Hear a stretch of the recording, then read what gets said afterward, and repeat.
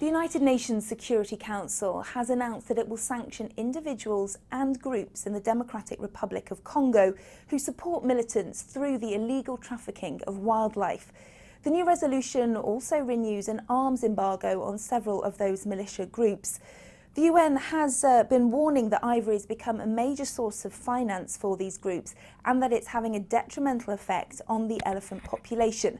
For example, the Garamba National Park in northeastern DRC, a census there in 2012 showed there were 2,000 elephants.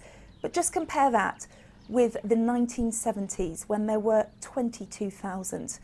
Well, over the last few years, the Lord's Resistance Army rebel group has had bases in the Garamba, as well as in South Sudan and the Central African Republic.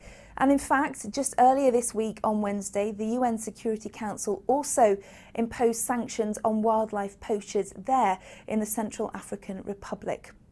In addition, a report from the UN Secretary-General Ban Ki-moon has published last year said elephant poaching was a growing security concern also in Cameroon, Chad and Gabon.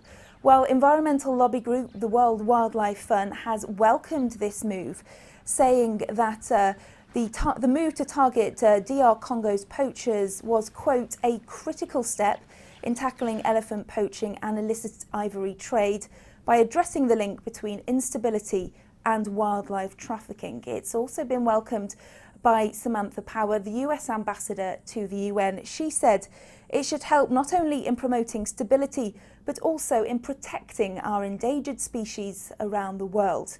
Well, last month, African and Asian countries agreed to measures to curb the illegal trade of ivory, which threatens to decimate the elephant population. But there is still clearly a long way to go before that population is completely safe. Kate Fisher, CCTV, New York.